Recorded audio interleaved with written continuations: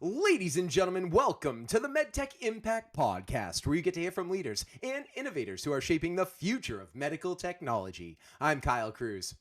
And I'm Richard Nichols. And we're your hosts of the show.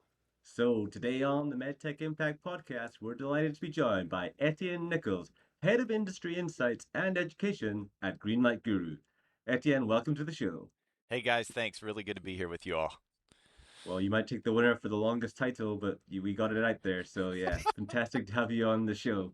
And obviously we're shortening it there because you're not just doing the Greenlight Guru role, but you are the host of the Global Medical Device Podcast. So again, delighted to have a fellow host on the show, talk about what you're doing and unpack some of the problems you're solving. And it's kind of interesting when we think about that problem you're solving because, I was just mentioning before when we used to run these innovation programs at the group where I used to work at M2D2, we had these founders coming on. They were trying to learn about what is product development, what is a regulatory process, why does a QMS even matter? And so I think there's a lot to unpack here in this process. So, maybe you could start by telling our audience, why should they care about a QMS? What problem is that truly solving? Yeah, no, that's a great question. I love that because most companies have a QMS or they know they have to because of the regulatory requirement. And once they meet that regulatory requirement, they think, okay, I could just hire someone to set it and forget it. And as long as nothing bad happens, hey, we did the thing, it's done, right? But a quality management system, it's more than just the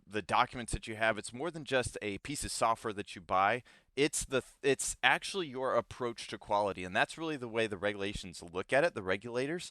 So you can, I guess, spoiler alert, when you build analytics to spot trends, it allows you to proactively solve problems instead of just reacting to disasters. When you build full traceability into your systems, it gives you the assurance you're working on the right revision of documents. It makes you prepared for audits and so on. So when you ask about what problem is your QMS actually solving, I don't want to go into too much of a monologue, so you stop me at any point, but I look at life in general as two levers. So you've got the ability to reduce negatives, and you've got the ability to increase positives. And let me give some lateral thinking here. So we tend to think of things in binary terms. Someone's either happy or they're sad. We don't always think of them as being a little sad and a lot happy, and the net result is sort of happy. But that's actually from a chemical standpoint of cortisol, oxytocin, and dopamine. Those are different things that are affecting you. And so the things that make you less sad are things like exercise and sleep, but those things don't make you more happy, like spending time with your family and playing games. So that's the first thing I'd say is, what lever are we trying to pull? Are we trying to reduce the negatives or increase the positives? And I'll stop and see if you have any questions from that first. That is awesome. I'm picturing myself. I'm in my little dumper truck. I'm pulling my two levers. I'm wanting to build my QMS sandcastle, but I'm thinking to myself, why is a startup founder? Why are they overlooking this? Because you just painted that picture so well there. So again, what's that kind of mindset? What's the problem they're facing to kind of get past that point where they truly understand the value that a QMS brings to the table? So if you're a medtech founder out there, your goal is really to get a medical device to market. You're trying to save lives. I met a guy recently who he said, I'm not just trying to get a medical device to market. I'm trying to save 84 lives because the problem I'm trying to solve kills 84 people every year statistically, and I can save 84 lives once my product's on the market. So in between getting to market and getting this idea in your head and getting it to market is this thing called a QMS or a regulatory submission. What that quality management system should be doing is making sure that you provide a consistent product, a safe and effective product consistently. That's really the goal. So how do you accomplish that? Well, a lot of companies, they come up with 40, 50 procedures. You copy whatever Medtronic's doing, whatever J&J does. You hire someone who used to work at those companies, and maybe they pirated all these quality management system procedures, and you just release those and suddenly you have a QMS. That's not really what you're supposed to be doing. What you need to do is look at how are we approaching quality? How do we build this product? You document that. And then you look at the regulation. What are the standard requirements for medical device companies? When I say standard, I don't mean to get off on too many tangents, but the word standard is overused in our industry. Think of the standard In any other context, outside medical device, this is the standard. That means that is the least expectation for everybody. That's the standard. You have to meet the standard. It's okay to go above and beyond it. So when you're building up that QMS, you think, first of all, what am I doing right now? How do I make sure it continues and never degrades in quality? And what's the regulation standard? And I'm going to make sure I meet that as well. So those are the two things you think about when you're building that out. I may still not have answered your question, so I'm going to stop and see what questions still are out there. Well, what's really, piquing my interest here, Etienne, is that, how do you know, like, standard can be good though. Standard can be enough, right? Standard doesn't mean that not enough. It's enough to get by, right? And so deciding whether or not you're going to be standard or above standard, like, what's going to drive that decision there? Yeah. So let's go back to my idea of reducing the negative, increasing the positive. Now, most of the time in the medtech industry, we think about reducing the negative. Most common reason for an FDA warning letter to medical device companies is failure to establish or follow written procedures. So, okay, not having procedures at all is one topic. We could talk about that. But if you do have procedures, why do you have procedures that you're not following? Okay, Sure. First of all, I'm talking about reducing the negative. So the likelihood of getting an FDA warning letter or, first of all, 483 upon an inspection, that's a big deal. You don't want that. So you want a quality management system that will get you through that negative experience, that you can handle that. So that's the first thing. But you talk about standard and meeting the standard, going above and beyond or not. I don't know very many companies that just want to break even. I don't know. I mean, you want to make a profit in every other area of your business. You want to go above and beyond. You want to be, maybe you don't want to be the leader of the pack. Maybe you're not going to be the Apple, or whatever it may be in different ways. And of course, Apple may not be the number one anymore. I don't know. But you don't want to just break even. You've got to make a profit. And so a quality management system, it really should be helping you accelerate the innovation of your product, reducing time to market, increasing the speed at which you can innovate, and reducing the amount of time and money you spend on that innovation. So a good quality management system really should be streamlining your processes. Yeah, and you've actually made some comments before about it being, an asset. Like, view it as an asset to your business, because that's how you're going to be able to bring the best product to market, experience the most success, create, deliver the biggest impact, right? It's an asset. This isn't a burden. This is something these companies obviously should be excited about, because the more robust, the better QMS you build, you'd like to think the better your company's going to be, the better your product, the better results you're going to see. Not only that, the better talent you're going to attract, the more likely you are going to have M&A when they go through that due diligence. Will you actually receive funding? Will the company who wants to acquire you, will they actually see that you're worth acquiring? Will you integrate easily into our company? There are a lot of different reasons why a good quality management system can increase the value of your company.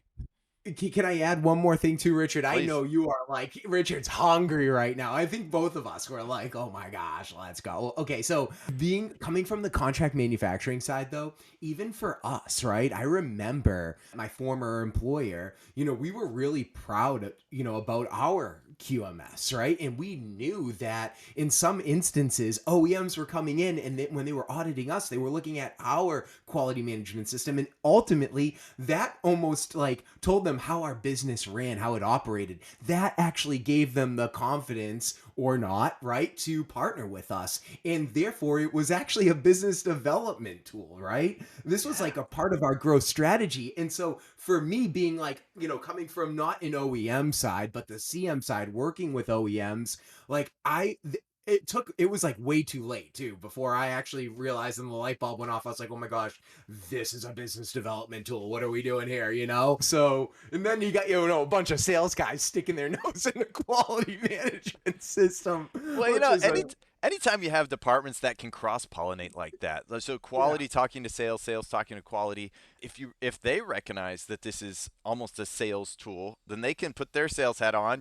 Maybe it doesn't always fit us quality or regulatory guys with the product development, but hey, we can look good in different hats, and you start realizing, hey, I'm going to show a little bit more than maybe I ordinarily would because we are really good at what we do. Yeah. 100%. Honestly, we are unpacking so many nuggets here, and Kyle, I'm equally itchy. I'm like, man, there's so much to like unpack here. It's awesome. And so, like, yeah, something what you said at the beginning, Etienne, which really struck home. You were talking about like an almost like human chemical level about like almost it's like the wiring of your brain, it's the mindset, and then clearly it's like trying to be proactive rather than reactive. And you gave this example around like the value that's being added and how you're managing risk and this ROI that everybody's trying to get. And clearly, you're going to need some money to make this all happen. And so you have to think about the investors. They want to know how you're managing risk and how you're taking them on that journey and how you're getting that ROI. So maybe you can help set the stage a little bit more. Like, what happens when you don't have this? Like, what goes wrong? Like, what are some of those horror stories you've seen? Yeah, that's a good question. So if we take maybe three functional areas of a medical device company, we can talk about what they have when they have processes in place and what they have when they don't have processes in place. The three that I think about are product development, quality assurance, and regulatory affairs or clinical affairs, either one. They usually work really closely together. And I divide quality and regulatory for my own reasons.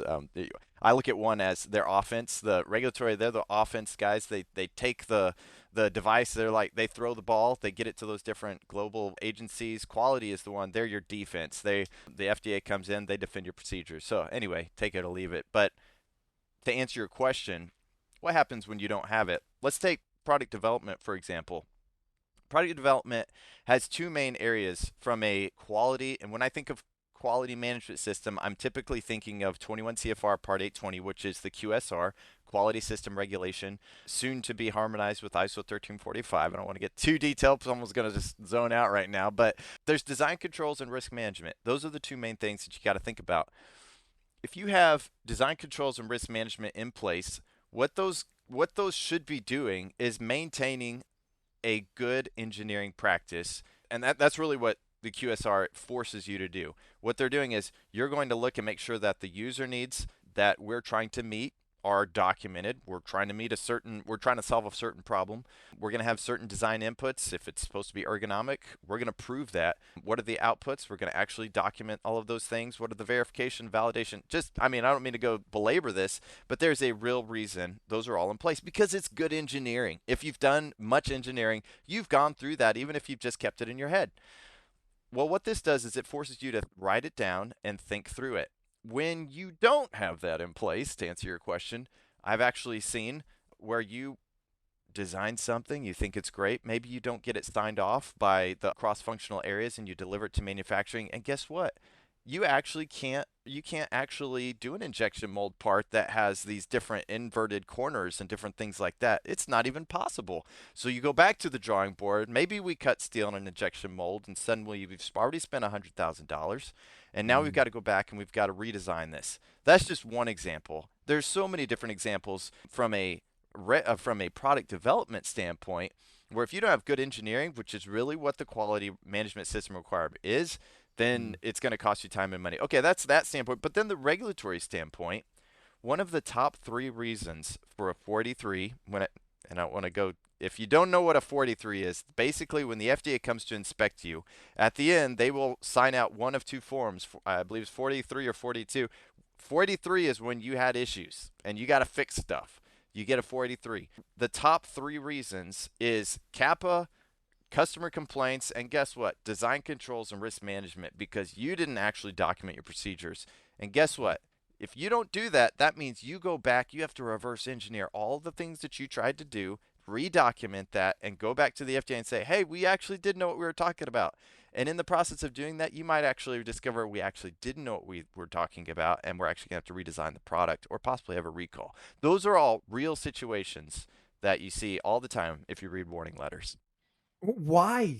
Why do people and companies do this to themselves? Like, what is it though that's like making them feel like we've got to hurry up and run? I know that it's a race to market, right? Everyone, the time is never on your side, but it doesn't seem like it's worth it.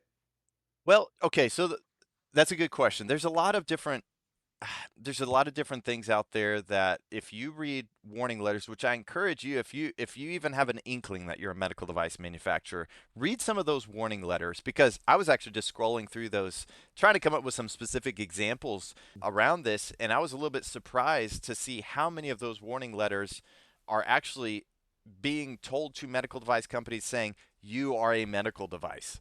They didn't even know they're a medical device a lot of times. They just you're diagnosing this disease. You're saying this. It's all about the claims you make. And so if you make certain claims, you are suddenly in the medical device intro diagnostic world, IVD. That can happen. And so if that's the case, then you've just gone through this iteration of I'm just going to get a product to market, and we're going to let marketing say whatever marketing wants to get us money, and then we'll reevaluate the product, see how we need to move forward. And when that happens, in the meantime of figuring out what we're going to do about making money, they find out they're a medical device. Now they have to go back and do a lot of reverse engineering. So all that to say, sometimes some of that is a little bit different topic, because okay, now we're going outside the industry. They didn't know, and ignorance is bliss until it's not. When Yeah. you know you're a medical device company and you get into the mindset of we're just building a product and it can't hurt anybody, well, you don't know that until you've actually gone through risk management. You don't know about all the psychological damage, the patient health information damage, all etc. There's lots of different aspects to risk management. And that's just Yeah, product development. I mean, we can talk about the it, others too. well, it's not even like, so what you're saying, it's not like ill intent sometimes. Sometimes just not knowing. And I mean, that's kind of your fault though for not knowing at the end of the day. But again, I don't know the exact scenario here, but when I think about the wearable space, people, I mean, it started with the watches. I mean, my watch now is a medical device, right? And it's like, how many other people are out there developing wearables where they're thinking, oh, well, we're just collecting this data, no big deal, and this is going to be really cool for everyday consumers to use. And it's like, oh, that's actually a medical device. So how's your QMS look? And they're probably like, what? I'm a fashion company. I'm a clothing company. It's like, so I can see that maybe like as technologies continue to evolve like that, something could get overlooked. But again, it's got to be on the leadership though to be to do their due diligence and make sure, like, hey guys, are we doing this the right way? And Yeah, and I don't know if you had something, Richard. You made me think of something that I often think of when I think about medical device companies, because they really are a unique. I know there's other regulated industries. I used to work in aerospace and different. Everyone has their own regulations, but medical device is unique because of the three-legged stool that they really are. Of course, they've got to make money. Money is the air companies breathe. They got to make money. We don't always talk about that as quality regulatory, but it's true. And I know the founders out there, they're thinking about it. Of course, why is not everybody thinking about that? So they got to make money. They have to have economic viability. The second one is this regulatory aspect or legal aspect. And you don't always think of regulation as legal, but the FDA it's a federal agency. So you have to think about being legal. Okay, that makes sense. But then there's the ethical consideration. Would you let this device be used on your family member, your son, your daughter, etc.? We like to think the ethical part covers that, or we'd like to think the regulatory part covers that, but you can be regulatory compliant and have a dangerous device and hurt a lot of people. So I'm going to go on a quick tangent and come back to that. I recently had the privilege to be in court for a speeding ticket. I did not realize what I was doing at the time, the neck down the speed, whatever. Okay, I had to go to court. And it's because I had a Class A CDL, and that's a different topic too. I didn't want to lose my CDL, not that I drive trucks or have ever, but it's a different story. I go to court and I watch some of the interactions. So someone goes up and stands in front of the stand, and the judge said, "Okay, what is your plea? Guilty or not guilty?" And they said, "Well, I'd like to explain what happened." And she said, "No, you get to say guilty or not guilty. You're not listening." He said, "No, I need to tell you." And she goes on to say, "You're not following directions. You are not making any friends here. You have two pleas. You can plead guilty, and we can determine whether to show mercy, or you can say not guilty, and we can have a trial and determine where to move next." Okay, so what are you getting at, Etienne? What's the point of this? How does this tie into this? Guess what? The third aspect, that ethical consideration, if you don't consider that, you get into product liability territory, and that is way worse than not making money. It's way worse than not being regulatory compliant because now you are having to be liable in court and saying, am I guilty or not guilty to whatever, whether I hurt somebody. So that's the really, we talk about those levers. That's definitely one you want to reduce. You want to reduce that negative, and quality Were management systems should do that. were you guilty or not guilty? Maybe extreme, but it's true. We live in a, I mean, this is an extreme industry. You know, I like I to have fun with it, but it's a serious industry too. Yes, no, you are the king of analogies and metaphors. You're so good, though. Like, I mean, even just your recent post, we were talking about that earlier. But no, it does make a lot of sense, and I think you're spot on there. Oh, you're making so much sense here. I mean, yeah, I think like either you need to watch a bit more Judge Judy to like know like if it's guilty or not guilty. But yeah, like and honestly, the idea you said before about those three pillars, that's honestly, I was thinking exactly the same thing before you started to go into that. That I think in terms of the investor piece, like again, like do you know how you're going to get reimbursed? Do you know how you're going to get paid for this? I think probably even like the legal, the IP piece, like again, like what's that underlying asset for that? But again, coming back to the QMS piece. It's just so fundamental. It's like this is habit, this is process, this is the stuff that's super important for you to understand. How am I Yeah. going to like have the foundations to build my product? But equally, how am I going to scale this? And so I think as you start to sort of flip the script and go, well, like what value can we add from the analytics, the traceability, the automation? Again, like how do you think about that and like that sort of value add built into a QMS? Yeah, that's a man. That's a great question. I'm going to move on to one of the functional areas that we don't always think about. We don't like to invest money in because we look at it more of a time sink, and that's quality assurance. When quality assurance, I talked about that defensive line. You don't think about defense until you're down and your quarterback's getting sacked every play. That's when you think, oh, come on, defense, get it together. Well, your quality assurance is that's what their job is. The FDA comes in and they're not able to defend your company. Well, suddenly you've got a problem. So audits is an obvious one. Anytime you've ever seen if you have an FDA inspection and suddenly the whole company's in a flurry of activity, they put that back room together, they subpoena the printer that you as a manufacturing engineer was just about to use, suddenly they pull it into the back room, and the front room is just they're issuing commands, running documents everywhere. That's a lot of upheaval. If you're already ready and your people are just cool, calm, and collected, sitting across from that FDA investigator and saying, yeah, oh, you want to pull up Kappa 3? Just print it off for you right here. Here you go. Or you look at it on the screen, however, whatever tools you're using. Everything's organized, everything's pulled together, everything is tagged and traced. That's it's such an easier situation. You show them that confidence, you can get them out the door a whole lot faster. Again, that's the regulatory leg. You got to think about all three of those legs every time when it comes to making money because I believe in the positive lever. I think you can make more money with a good streamlined quality management system. It's not just about reducing time in audits, not just about reducing the time on CAPA. It's looking at your product and saying, okay, if I have full visibility of my entire company, maybe we have a couple different products, or maybe we only have a product, but we're in an ecosystem of products that are adjacent to us in different companies. We have an issue. We can look over across the aisle and say they've had an issue, they've used it this way, and we can easily mirror our processes to be very similar to theirs to overcome this. Or maybe before you're proactive, before you ever have that issue, you look at your predicate device.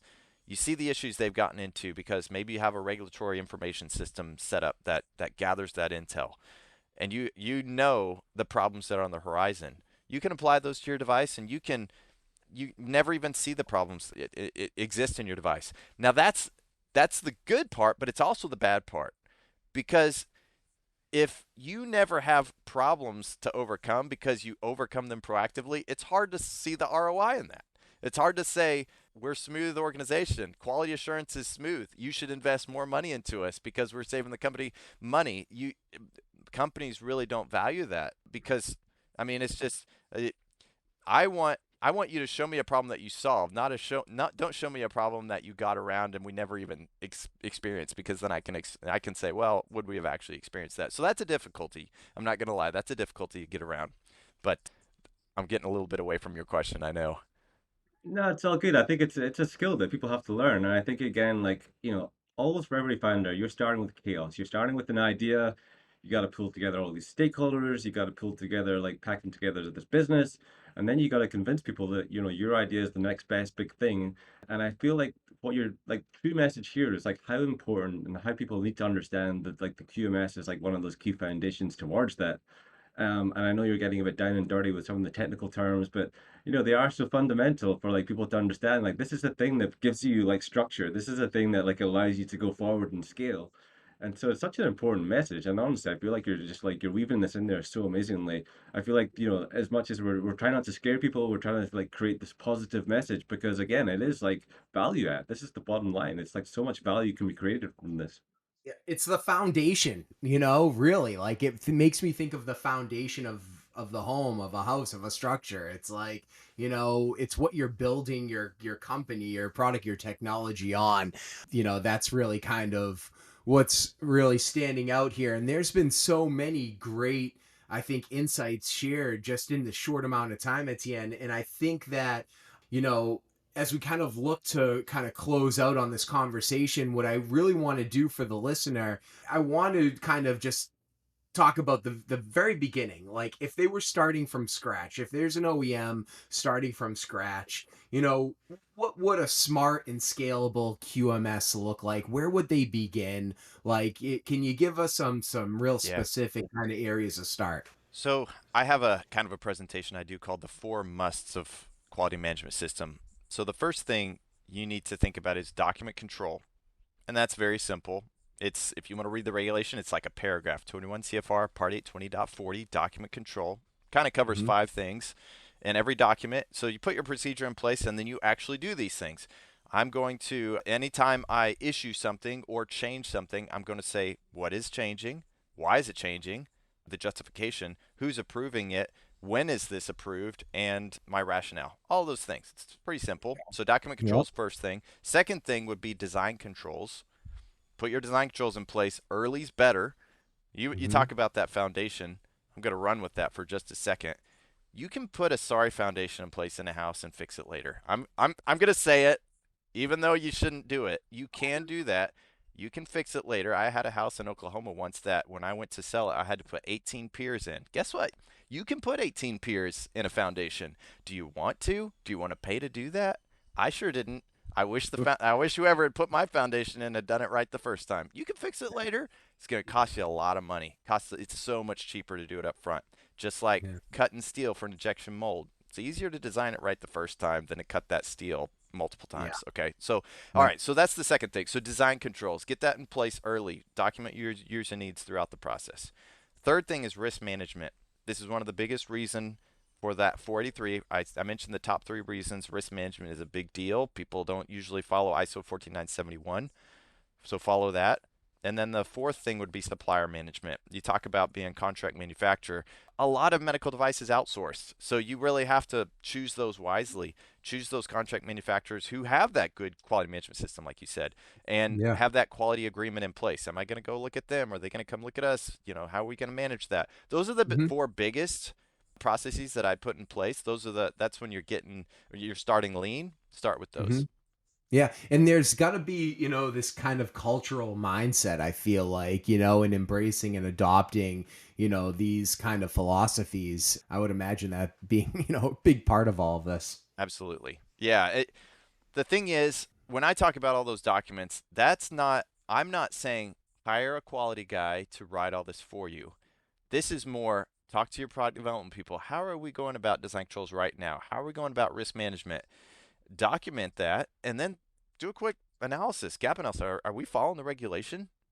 If we are not, maybe we should change how we're doing it and have them walk through that. Don't just tell them. I was a product development engineer. I became a project manager as a manufacturing engineer, got into product development, managed a drug delivery combination product for a while, got my PMP. And I didn't like being told what to do. In fact, you give me a quality management system I don't like, I can figure out how to get around it. Every good engineer knows how to do that, whether we should or shouldn't. That's the way it Yeah. is. You tell me why though, suddenly I can figure out how to make it work. Honestly, this foundation thing, it's such a great analogy. Like at the end of the day, I'd rather have a foundation than no foundation because that house is going to come down pretty fast without it. And so again, to your point, you can change and adapt a foundation, but not having one, it's going to be pretty messy. And so, like you said, we've packed this so much into this conversation. Yeah. Like what else do founders need to know? Like where do they go? Like those four musts you mentioned, like what other resources? Like what can help them get started? Yeah, good question. Well, so I mean, if anyone wants to follow me on LinkedIn, I love interacting on there. I get a little crazy sometimes, but I try to keep it real. I always recommend reading the regulations, and I know you're going to kill me for that, but the founders out there, I'm not going to read a regulation. I'll have my lawyer read that. It's 3 or 4 pages sometimes. It's not that long. You read it, you just get a quick understanding.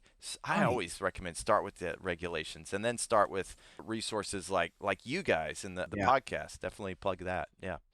That's such a good point. And not just to make this about myself here, but I will say is when you're starting a business, what I've learned is that there are so many things that I like don't want to do or don't like doing, but I do it to a certain extent because I at least need to be knowledgeable or understanding of what the Yeah. hell's happening, what's going on here. Because if I don't, then I won't understand. Like I won't have that empathy when I'm working with a third party or bringing someone on board to help in that. I won't have the empathy and understanding and the know-how, like, oh, this is what it takes and this is why it's important. So, okay, yeah, we've got to find a way to make this happen. Otherwise, if I just like said, what? No, why are we doing that? That's not a big deal because I didn't want to take the time to know and understand something, then shame on me. So I think, Etienne, that's a really good point. Just read the regulation. If it's a few Yeah. pages, I mean, come on, you can do it over a cup of coffee and at least now when you walk into the room with your quality team, your regulatory team, you're going to have a better understanding at least what they're talking about and saying, "Oh, okay, yeah, I get where they're going here." And that's really good.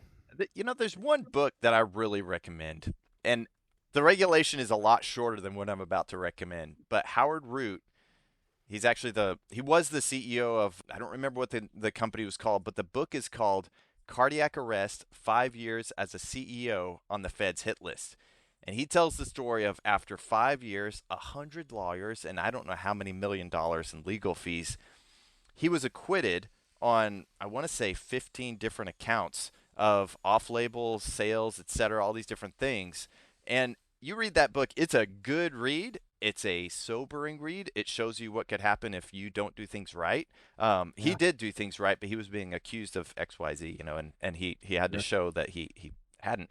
It's really a prescient and poignant read for any medical device CEOs out there, any aspiring CEOs. Really recommend that one.